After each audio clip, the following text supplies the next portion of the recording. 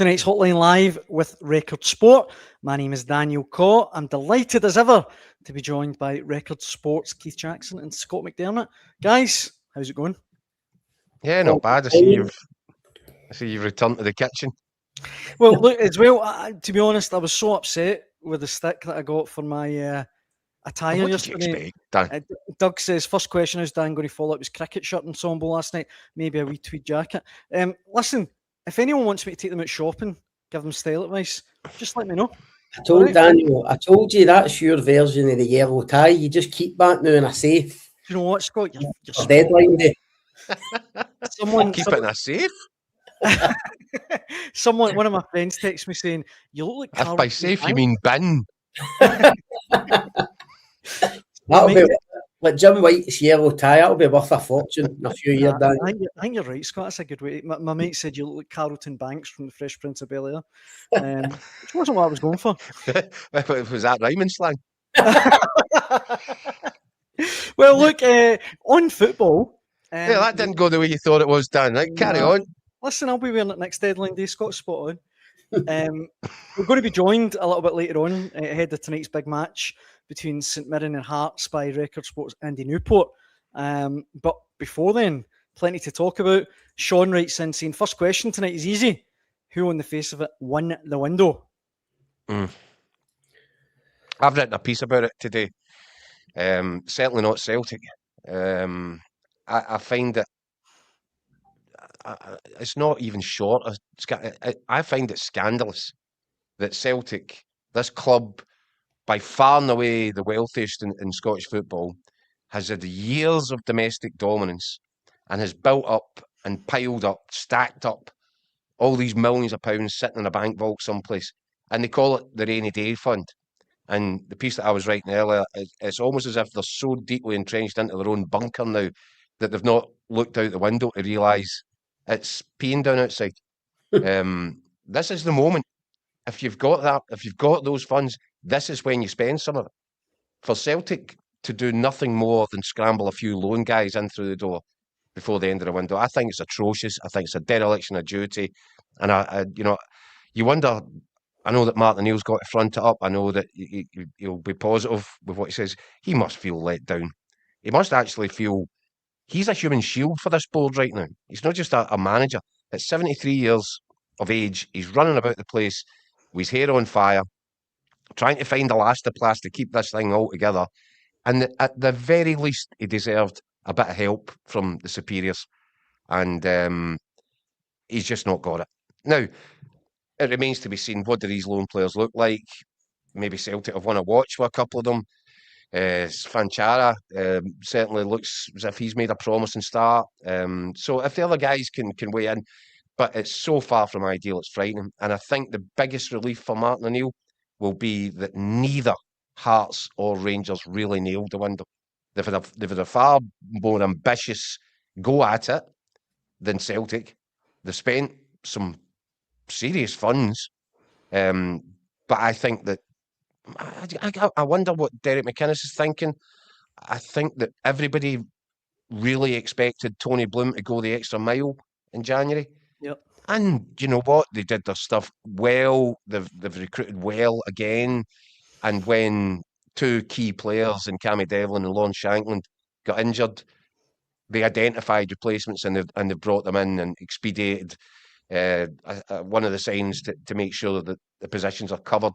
But I still wonder, I just thought Hearts might go bigger, and Tony Bloom might see this opportunity. I mean, he talked about winning a title over a 10-year kind of period of time, and here he is in such a strong position, 6 points clear going into the last 14 games of the season.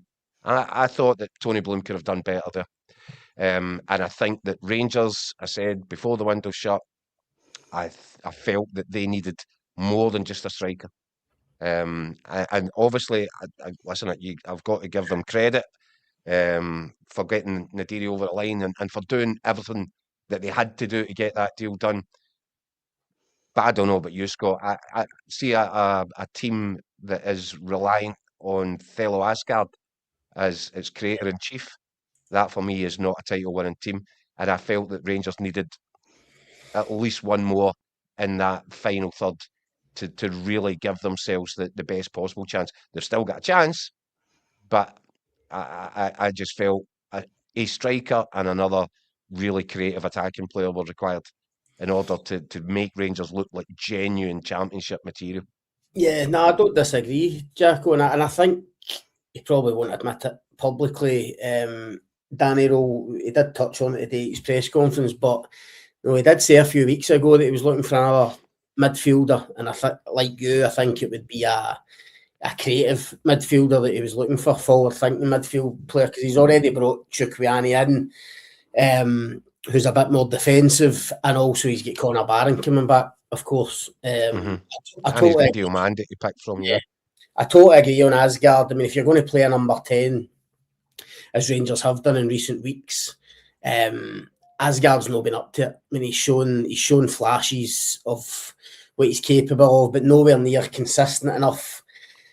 He doesn't really look like the type of guy that's going to go and take games by the scruff of the neck and go and win, go and win a title for you, unfortunately, for Rangers. So I agree that they need a bit more. They need a bit more creativity. Listen, I mean, Danny Rowe said today, talking about Naderi, that it gives them the option of going with two up front, which is interesting because it's not really something they've done. But they do have him, Shamiti and Majowski now. And it'd be interesting if he did that, because then he said actually play two number 10s behind, but that might be like a Diomande and somebody else. Do you know what I would do, Scott? Do you know what I would give real serious thought to if I was Danny Rowe right now? And especially Asgard goes missing in the bigger games. Yeah. It happened again at Easter Road. I would take a leaf out of Barry Ferguson's book, and I'd try and get Raskin a lot further up the pitch, because when he does burst into the opposition box, into the danger area, he's the one guy that threads the passes and knits things together and causes problems. He's good at running beyond. He times it well. I think his instincts are good in the last third. I would want him further up the pitch, and I think you mentioned, now that the window's shut, everything maybe settles a little bit. But Chukwueze, he looks to me as if he's going to be great all day long in terms of a defensive bit of bite, winning the ball back. I think that seems the early indications to be his strength. Get him in there. Yeah. Have Diomande for a bit of legs, and I would push Raskin on and ask him to weigh in, because we saw it towards the end of last season. He's a goal threat. And I think he would provide so much more. And I think you would also then have a really committed, industrious midfield, which is full of energy. I wonder if he might look at doing something like that, because from what he's left with at the end of this window, I think that might be something worth thinking about. I tend to agree. The problem in Easter Road, Jacko, is that the problem when you play a number 10 like Asgard, an out-and-out 10, is that the two behind them always feel that they need to sit. They're almost holding themselves back. Now, Raskin tried to influence the game a bit more in the second half and was given a bit more licence. But you think back to the Old Firm game, it was the same at Celtic Park in the first half. Asgard playing in the kind of number 10 and had no impact in the game. When Roll went to a kind of more flat 3 in the second half. It was a flat 3, yeah. But that then allows people to go. There's more interchange, in terms of positions. If one goes, somebody else sits. There's more rotations in the middle of the park when you go with that kind of more fluid 3. Problem with Asgard is we play him the 10. You're really reliant on him to be creative and be the guy just off the front. A difference maker. Yeah. And he just hasn't done it. So I agree with you. I'd like to see him going back to just going Chukwueze, Raskin and Diomande in the midfield, and then obviously with the 3 up front. But obviously Naderi, coming in does give them a different option. So it'll be interesting to see what they do. But in terms of the window, you're right, probably one more in that kind of area of pitch that we're talking about would have made Rangers fans happier. However, I do think when you look at it overall, and obviously they were scrambling about a wee bit, on deadline night, the Cameron Archer deal clearly kind of falls through. It changes everything, the goalpost move. They have to go and get Naderi now as opposed to in the summer.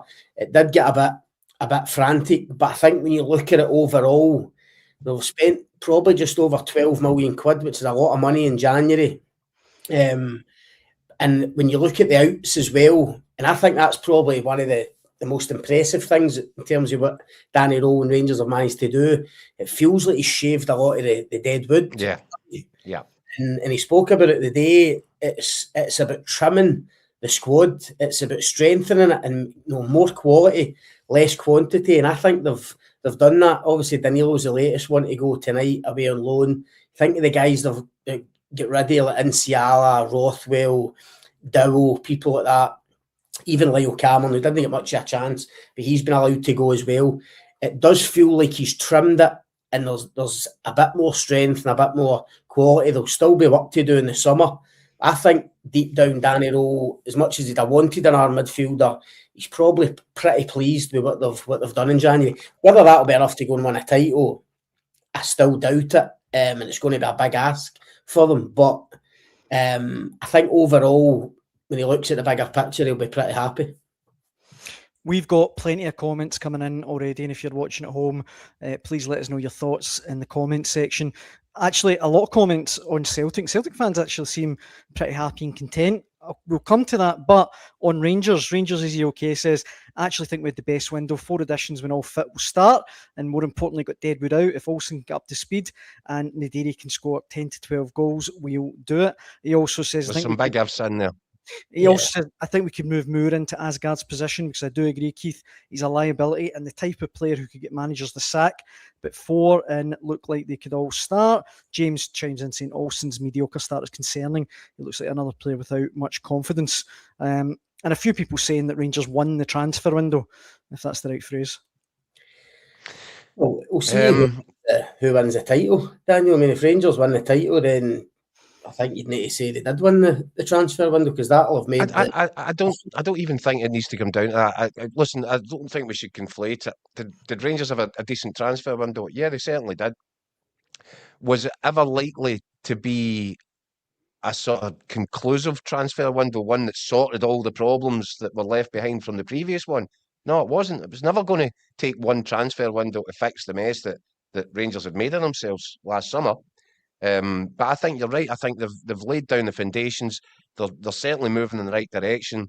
I just feel, in order to give themselves the best chance of actually winning the title this year, they probably needed another sort of X factor signing and for the final third. I think they're in with a running chance, a fighting chance in the title. Certainly are. But really, I think another bit of quality in that area of the pitch would have given them their optimum kind of prospect of doing it. Celtic are still. Naderi will be vital in that, Jacko. Look, we don't know how good this boy's. Exactly. We've only seen the clips, not everybody else. I think they are excited about him, by the way, Scotty. There's a lot of people who seem to be really excited about him. I agree. And I think if he comes in and hits the ground running, and that's a good thing about him as he's playing. He played 90 minutes at the weekend. I think Danny Rowe said he scored last week as well. He is literally ready to go, ready to come into the team. He's not going to be one of these guys that takes us 2 weeks to get going. So if he hits the ground running and starts scoring, because as we've touched on recently, great chances for him. Exactly. Well, exactly. But the creation of chances and just the output of goals just isn't good enough. And depending on what type of striker he is, if he just sparks something, or he's the type. I listened to Derek Ray, the commentator today, talking about him, saying he's not just a scorer, he can create things on his own, which I think Rangers need. Rangers have need a centre forward. I was speaking to somebody about this last night, where their centre forwards now, it's as if their priority is to be part of the build-up. No, in terms of moves, the priority isn't to get into the box and get chances. For what I've read and heard about this boy, he's a bit different. He'll try and create things for himself. He likes to get shots away. He likes to get in the box and get on the end of things. If that's the case, and as I say, he hits the ground running, it could make a massive difference, because it would take Rangers. I think defensively, Danny Rowe's pretty much kind of sorted it with Rangers. We look at their clean sheets. The addition of Chukwueze in there, with Barron to come back, midfield, defensive-wise, should be pretty solid. Even Romans coming in at left-back should solidify them again. It's just that final bit, and it's just whether Naderi is going to be that difference maker in the final third.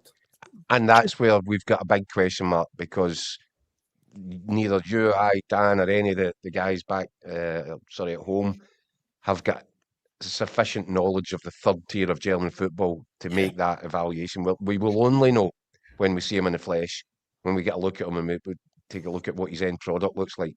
So that leaves a question mark over for me, the business that Rangers have done. If we're being asked as of today to make an assessment on who won the window, I think Rangers are a really strong window. But until you actually see what they've got on their hands, you won't know for sure, or you can't really gauge it.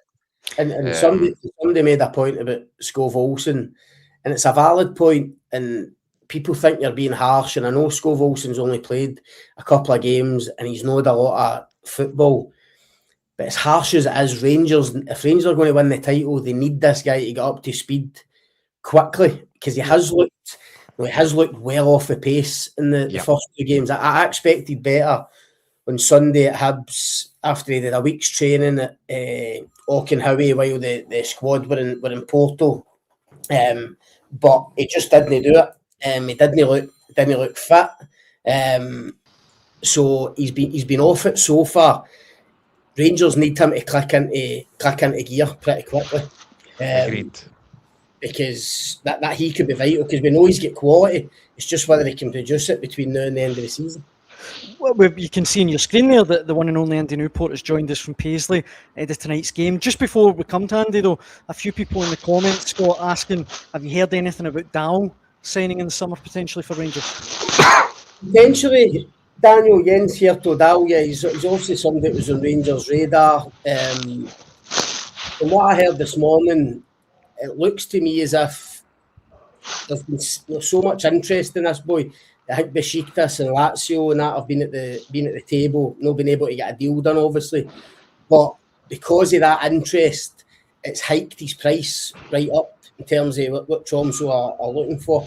There's so much interest in him, and I think it's hiked the price up so high, to a level that Rangers weren't there to go to get him in at this stage. So there's nothing in place for Hertodal at the moment, other than the fact he is on their radar and they know all about him. But I wouldn't totally dismiss it this summer. I think it's something that could be revisited, especially as we touched on earlier, or I think we were talking before we came on, about Nico Raskin. Who knows where his future's going to lie in the summer after a World Cup. You look at his contract, Rangers might look to cash in. So maybe somebody like Hertodal would come back into their thinking, but no, it's nothing that's kind of imminent at the moment. One guy on our radar is Andy Newport. Andy, looks lovely and warm with you. Tell you what, you're not find me with any heat-seeking missiles, because it's absolutely Baltic here, by the way. As you can tell, I've got the Michelin man, I've got blinking layers on here, bloody hell. Is that the heated chili, Andy? Chili tonight, son? I've even got the wee foot heater. Don't tell him, Dave. I don't think you're really allowed them in the stadiums, but I'm taking no chances tonight. So, how are we, boys? Well? Yeah, I tell you what, I know the conditions, it's cold and all this, but it's a good game, Andy. It's a game to look forward to, is it not? Listen, I think any game that involves Hearts at the minute is one to be looking forward to, because, we all talk about, can they do it? Can a team from out with the Glasgow Big Two, go the way and become champions? Well, right now, I don't think there's any doubt, because they're playing like champions. You see those couple of games last month where they go down to 10 men and they get themselves across the line, and then I thought their performance at Tannadice the other night was a proper champions performance. Obviously still a long way to go, but I think the way that they're ticking off the games so far will be really encouraging for Derek McInnes. See, in the comments, guys, Chris says Hearts will drop 2 points tonight. St Mirren is the bogey team in Paisley. But Green Machine says St Mirren have got 4 games till the split. Hearts, Motherwell, Rangers and Aberdeen. They'll be in a dogfight with Kilmarnock for relegation if they don't start picking up points soon, which I think is a fair point. Yeah, and you know what you're getting when you go to St Mirren away. You know it's going to be a fight, and Hearts will know that. I think was it not the first points they dropped in this this season in Paisley? Am I right? They dropped a couple. Lost in the cup there as well. Of course. Yeah. So Derek McInnes will know what he's going into here, And I just think it's got a real potential to be a right watchable game, because you know what St Mirren will offer you. They will make it a battle. They'll be aggressive. They'll be in your face. They'll be direct. But Hearts can do that as well.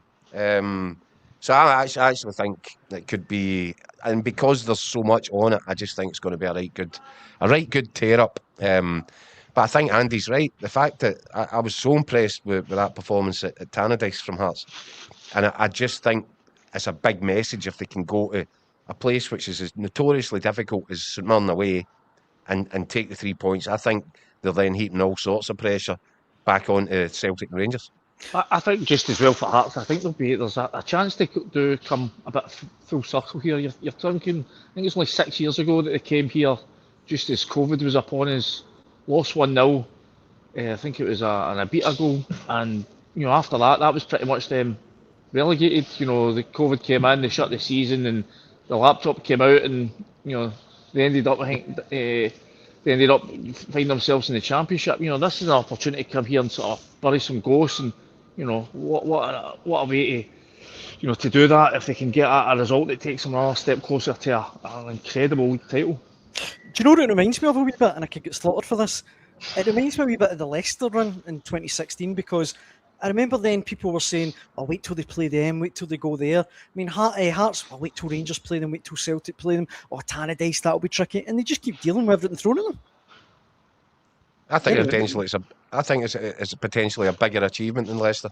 And I know that's going to sound daft because it was the Premier League and there's so much money involved, and Claudio Ranieri and Ding Ding and all this, and it was fantastic, and the whole world was watching it. Now, I'm not supposing for a second that the whole world is going to connect with the Hearts story the way everybody did with the Leicester story, but I feel, given that the last manager to win a title who wasn't with Celtic or Rangers was Sir Alex Ferguson, I think that tells you about the weight of history here, what Hearts are trying to achieve, how incredible this run has been that's put them into this position, and what's at stake for them between now and the end of this season. I think it's truly historic. It would be a truly historic achievement if Hearts can go all the way. And I think it's going to be every game now. I was going to say I think games like tonight could be key to it, but I think as we've spoken about for the last couple of weeks, it's a marathon season, but these three are already they're already sprinting for the line, so this is going to be on every game. But you're right, I think you would put a circle round St Mirren away and say that has been a difficult venue, a difficult place for Hearts to go to. Before we let you go, Andy, and get on with your pre-match duties, I think Hearts will win tonight. I think they'll win by a couple of goals. How do you see it? I agree. I just think the way that they're playing. Listen, I've covered St Mirren for a long time. I live in Paisley. I've got a lot of time for the people at the club. I think they've been fantastic. I think they've been fantastic under Stephen Robinson. But this has been, as much as they had the high of that League Cup win at Hampden over Celtic, it's been a difficult campaign. Injuries have really taken their toll. They've had some terrible luck when it comes to VAR at times. And I think this is, when you get company clubs like this, they can have upward trajectories, and they're on one pretty much for 3 years. Those 3 top sixes in a row under Stephen Robinson getting into Europe. But when you get to, I think eventually those kind of things catch up to you. And when they're running with the size of squad that they are right now, too many injuries can take their toll. So I think right now it's Hearts. They're just going to be too strong for the Buddies. So I can see a comfortable Hearts win tonight, maybe 2-0. Scott, Keith, do you want to chime in with a wee prediction? I think it might be a bit tighter than that. Aye, I think it might be a bit tighter than that. I think Hearts will probably edge it. As Andy says, just a lot because of St Mirren's kind of poor. I think St Mirren, if they were really firing and at their best, it'd be a major test for Hearts and there'd be a serious chance of them dropping points. But just think, in terms of confidence, where Hearts are, where St Mirren are at the minute, they're trying to kind of rebuild confidence after a poor spell. I think Hearts will win it, but I do think it'll be tight. I don't think St Mirren will make it tough for them. Hearts are still missing these players that we talk about. Your Devlin, Shanklins, people like that. So I think maybe 2-1 Hearts I'd go for. Keith? I'm going to go the same. I always go the same as Scott, but I think there'll be a goal in this, and it might be a late goal. it might be one of those nights that Hearts fans are hiding behind the sofa a little bit. I think Hearts will edge it, but I think it may be a long and difficult game for them. I noticed there's already one advantage for them though. That this Mirren new boy is it Jake Young, who was sent off at the weekend. Scandalous decision, a scandalous decision, and somehow the SFA have upheld it, dismissed an appeal against it this afternoon. So I think if St Mirren had been hoping that Jake Young would be available for that, then that's not happened as well. So Hearts have won a victory before the ball's even been kicked. But how anybody can look at replays of that and say that the red card was the right decision, I really do worry. I really do worry. It's not been a great season for our officials, but I think decisions like that just compound things, make it worse. People looking at going, do you even know what you're talking about? Never, ever, ever a red card. Andy, I hope it's an absolute cracker for you, and I'm sure I'll be pestering you again soon to get you back in the hotline. Certainly hope it heats up, but we'll see how it goes anyway. Andy, make sure you bring that heater to Ibrox tomorrow. It'll cost you, wee man, cost you. Right, cheers, boys. Cheers, Andy. Cheers, Andy. Daniel, sorry, Dan. Jacko, just on Derek McInnes, just what you're saying there about Hearts and how historic this would be, and I agree with you, mate. Just be remarkable. It's almost like I don't really think people are actually believing it or they realise the kind of magnitude of this if Hearts were to win it. But if they did, where would that put Derek McInnes, do you think, in terms of the kind of pantheon of Scottish managers? It shows his name into the fabric of the game for all time, doesn't it? Aye. It would be a monumental achievement. People say legends all the time and overuse it, but that would be a legendary achievement. That would be real. Aye, as Keith says, he'd be. Well, where do you want your statue, Derek McInnes? Aye. If he wins a title for Hearts, the first time that a non-Old Firm team has won the title in 41 years? 41 now. Where do you want it? Outside the front? You don't want it in one of the corners? Both. Do you want it out in Gorgie Road? Where do you want it? That's how significant this is. This is career-altering territory that Hearts and Derek McInnes are moving into. Yeah. And by the way, it could be the greatest mic drop of all time. He could just get to the end of the season, win a title, drop the mic, and then present himself to the SFA as the best man to replace Steve Clarke with the Scottish national side. Who knows what the future holds? I think, and there has been links with Leicester City, funnily enough, over the last week or so with Derek McInnes. I think his entire focus will be on what could be achieved over the course of the next 14 games. I don't expect any distractions. I do wonder if he might feel as if they could have pushed the boat out a little bit more in that transfer window for him. But they've obviously made an assessment, Tony Bloom, and his analytics, and they've decided that he's got enough at his disposal. And it'll be really interesting to see if that is vindicated. 3 points tonight, though, I really think that piles the pressure on. We've got plenty of comments coming in. One of them from Chris wants to know where Mick Gannon is. And I actually caught up with Mick and Record Sports Ryan McDonald a little bit earlier on today in the Record Celtic podcast, just to get their thoughts on Celtic's transfer window. Let's have a listen, guys, eh? Yep. I don't have too many complaints with Celtic loaning the 5 players in. To say, I think it does make sense to an extent, but my biggest criticism of this window is that the signings weren't brought in earlier, and I think everybody had circled that trip to Tynecastle. It was a game where this is an opportunity for Celtic to properly drag themselves back into the title race, and they only had a couple of signings in the door for them, and I think that was a missed opportunity for them. So overall, I think it was a decent new transfer window. You look at it, Arojo is definitely an upgrade in Anthony Ralston. Chavinkara is obviously an upgrade on Johnny Kenny as well. So they're the 2 early signings that have made instant impacts. And obviously we're going to find out what's going to happen with the 3 deadline signings as well. So I think ultimately, in my view, Celtic have come out of the window stronger than they came in, and that's always got to be the aim. What do you think, Mick? Yeah, I think, the question is, are Celtic stronger now than they were on January the 1st? And I think you've got to say yes. The next question is, are they strong enough and we can't answer that yet because we don't know. So far, I think Arojo and Chanchara have looked the part, and Neil Kazula are going to be solid additions. The three that arrived on deadline day, we just don't know. You look at their previous body of work. Both of them are the two main signings. I mean, Benjamin Arthur, who I think will be a kind of a backup role initially. He's not playing off a lot of first team football, but he seems to have a decent enough reputation as a young player. A lot to chuck him into a title race. I think he'd maybe be backup. I think Martin O'Neill likes trusting skills anyway, so I don't see that getting split up anytime soon unless there's an injury or a suspension. The other two is a big question mark.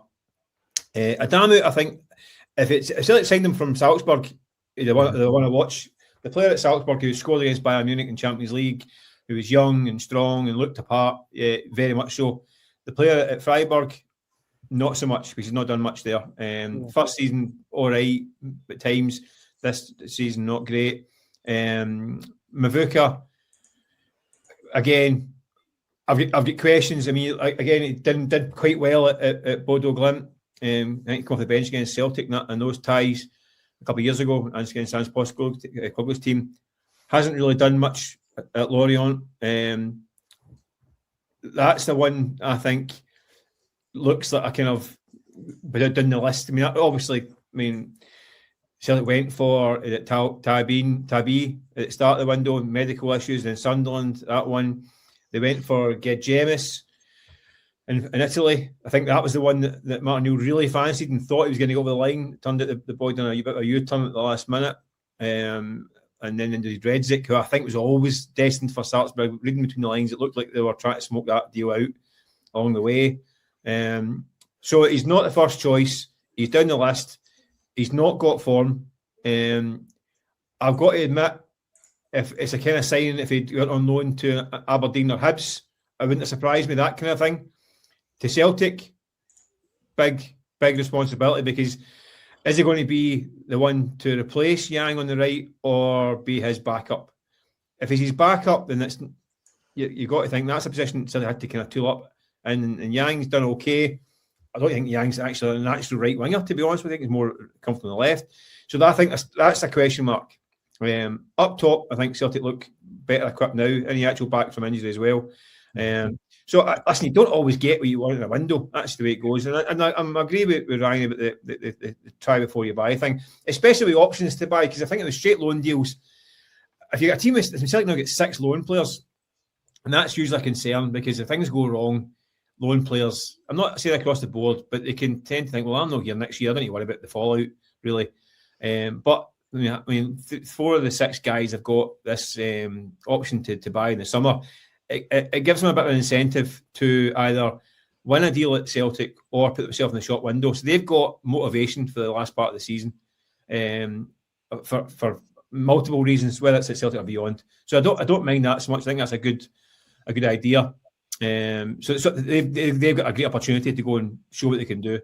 I think you've seen it already with Chanchara. Looks as though he's a hungry player, wants to make an impression. So I think looks as though that's a decent move. Arojo, I think, is going to be a wee bit of a leap for Celtic to try and turn that one. He's been terrific, but I think he's on big money at Bournemouth, and he's got 3 years left in his deal. Might be a bit of a pipe dream, that one, I think, unfortunately for Celtic. They paid a lot for him as well, Bournemouth, didn't they? Paid a lot. He's in a long term. I mean, he signed about a 5-year deal when he signed, and he's on decent. He'll be on very decent money. Aye. I think that one is not. But Celtic now, listen, I think they're facing the biggest rebuild in history in the summer. That's for sure. The can has been well and truly kicked down the street for this one, and it just remains to be seen now if they're strong enough to go and kick on. They're 14 games to go in the league. They're going to have to at least not lose to Rangers and Hearts in the next 2 games against them. Probably need to win them, and then win probably 10, 11 out of the next 12 games. So they're going to have to really put the foot down and hit the ground running, these guys. It's a big ask if they can pull it off, but very much jury's still out. I mean, the window, if it goes wrong, it'll be viewed as another disastrous window on top of the summer, which was a catastrophe window, really. I think at the moment, on paper, it looks all right. It looks okay. But we'll have to wait and see. In the comments, guys, Mark Fairfield says, I don't get how anyone can think we're stronger now without spending a single penny. And Marzuno says, we still don't have a permanent number 9. However, Davy Hoop says, so they left it late. However, it feels like Martin O'Neill did well with who he signed. Sean says, I think Celtic addressed their problem area most efficiently. They were massively lacking up front. Now 3 good options instead of 0. And the one guy that we've not even talked about yet, Chris points out the Ox is on his way. Alex Oxlade-Chamberlain, who Martin O'Neill talked about in his press conference today, a free agent, could be on his way to Celtic. Maybe. It feels like, after what happened with Acho, following the end of the last window, it's got a kind of Celtic feel to it, doesn't it? Now, nobody's going to tell me that this boy doesn't have pedigree. We all know Oxlade-Chamberlain, what he can do, what he can produce, how good he's been. England international, as you see there, title winner with Liverpool. Look, the problem. I think the concern would be that at 32, he's had a series, I think, of knee issues. Hasn't played since May. And that's caused a big problem. So how fit is he? As you said, Dan, hasn't played in a long time, but has this, knee issue that has been plaguing him for quite a while. But look, if he's available, he's been training with Arsenal. So he's obviously not, match sharp or match ready. But if he's been training away, and that'll be high tempo training, there's been no doubt about that. And I believe that even Mikel Arteta was asked the other day about him and didn't rule out the possibility of bringing him in for title, for Arsenal's run towards the title. Yep. I'd want to see him with my own eyes again to make the judgment on what he looks like, because I haven't seen him play for a considerable time. Well, he hasn't played for a considerable time. But there's no doubt, based upon what he's done in his career, that Celtic would be getting in a guy of real quality with bags of experience at a crucial point in the season. I can totally understand why Martin O'Neill wants to have that conversation. I think he did say today, Martin O'Neill, that his worry would be Oxlade-Chamberlain might be offered something bigger, better, and closer to home down in London. Yeah. But it hasn't happened thus far. Celtic are at the table. If this is a deal that he fancies, if he quite likes the idea of it, I think it's a deal that could be done. David says that we're being too negative. Remember Aaron Mooy. And it's a fair point, Scott. I mean, as Keith says, if he's fit, and again, that's a big if. I also remember Freddie Ljungberg. True. Aye, that's very, very good point. But if he's fit, if he gets his match fitness up, 32, it's not, in this day and age, it's not particularly old. Could be a good addition.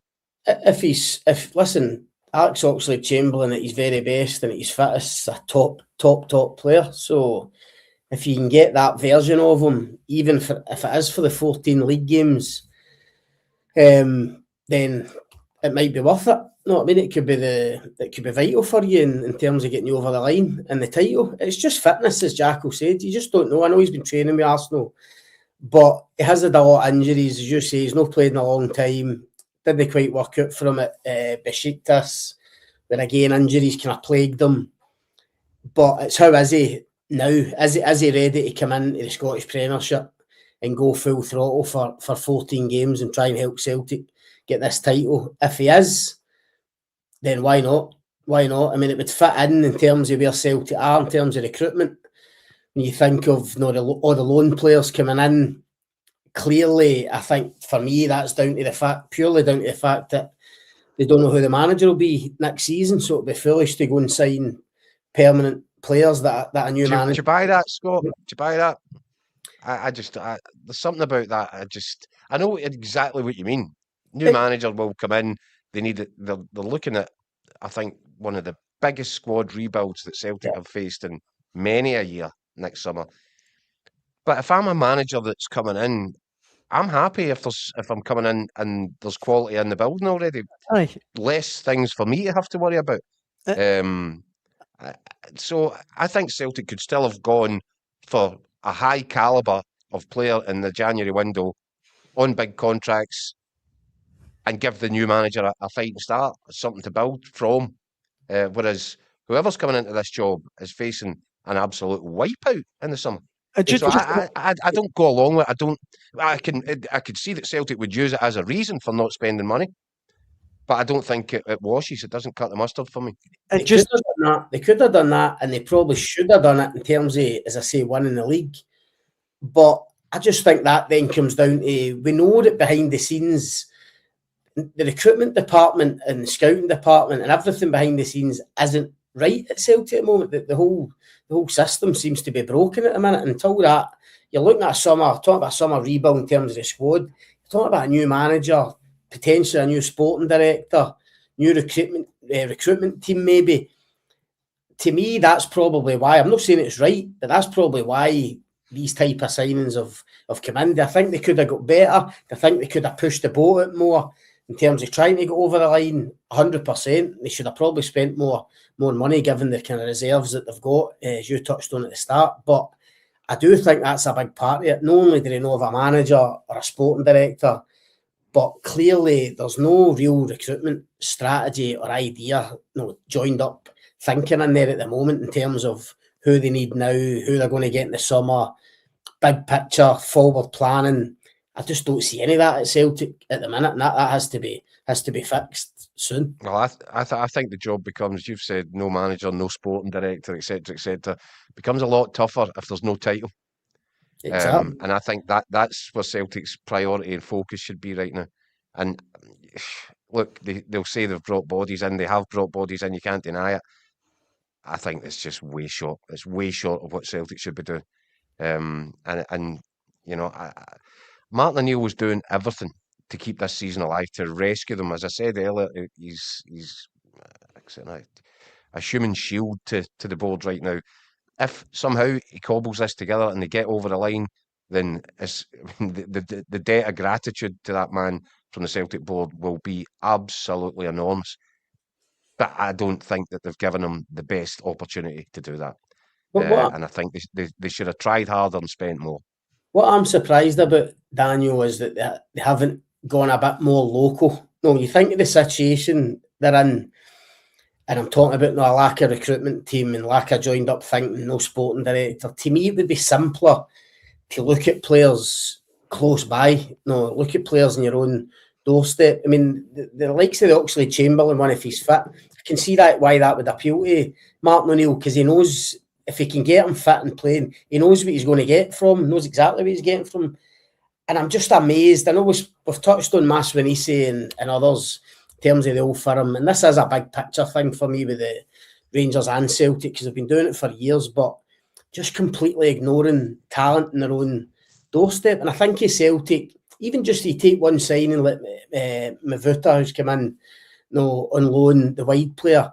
Celtic are looking for a wide player. I don't know how they end up getting a guy at Lorient, with all due respect, in France. From the Lorient bomb squad. Aye, who's struggling to get a game and second or third shot. I mean, how does that then become the standard for Celtic? And I look at some of the players in Scotland just now, just off the top of my head, players that they might have went for, even if you put Masvinisi aside, who's going to cost you a few million at least, but like an Elijah Just at Motherwell, if you go a bit more experienced, let's say a Martin Boyle at Hibs, or just people who you know could come in and do a job in this league. If it is short term, if it's 6 months, if it's a loan, if it's an 18-month deal, that would maybe appeal to some of these players. For Celtic to end up needing a wide player and they end up at Lorient in the French league with a guy who's not getting a game, I just find that remarkable, I must admit. The very last thing, guys, before we wrap up, Richard Stevens says, well, Keith, the window's closed now, so who is winning the league? I know I've got no excuse. I did say that I felt it could be won or lost in the transfer window. What I said at the top of the show, Daniel, was that I don't think that Rangers did enough to really nail down their credentials as potential title winners. I think they needed a bit more. I think Hearts could have done with a bit more.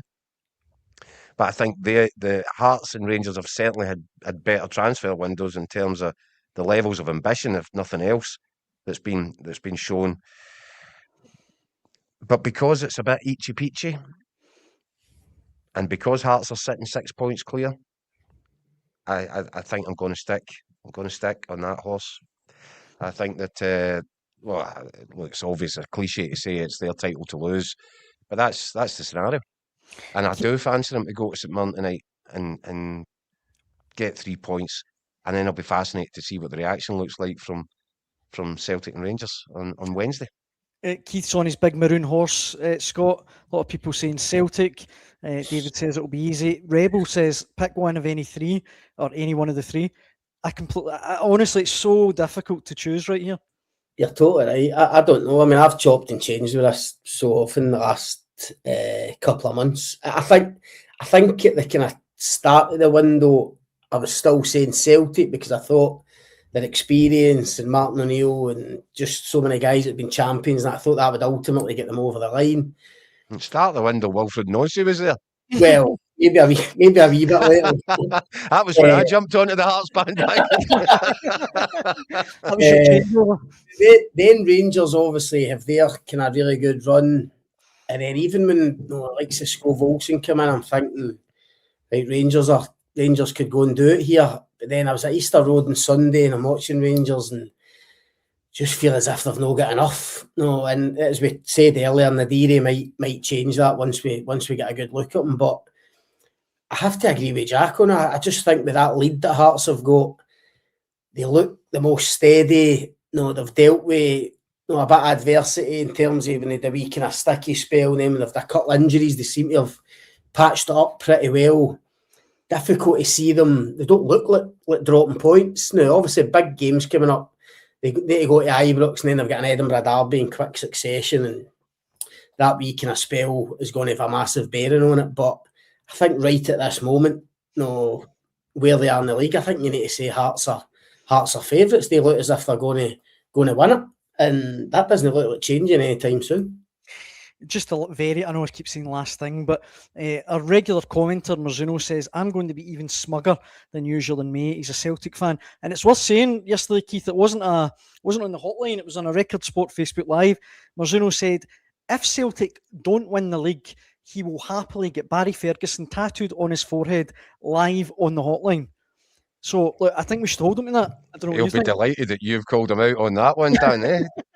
How can I ignore it? That's. I mean, how to keep the viewers? Marzuno will not be back. No, listen, I admire his bravery, but I definitely think we should hold him to that. So, Marzuno, we could get Barry to do some of the artwork for him as well. That's a good shout, actually. It's a great shout. Well, look, we'll go and plan that for now, Marzuno, so sleep well. But for tonight, that brings us to the end of Tuesday night's Hotline Live. The comments have been first class again. Thanks so much for getting involved. And we'll be back tomorrow at the later time of 10 p.m. when we'll be reacting to what are the games again? Rangers playing Kilmarnock. Oh, man. Yep, Aberdeen Celtic. Dundee v Motherwell, Hibs v Dundee United, Livy v Falkirk, Rangers v Kilmarnock, Aberdeen v Celtic. There you go. And exactly, it'll be a late night. And we'll be able to look back on whatever happens at Paisley tonight. Of course, absolutely. So we'll be back tomorrow night at 10 p.m. I hope you can join us then. Keith, Scott, it's always a pleasure.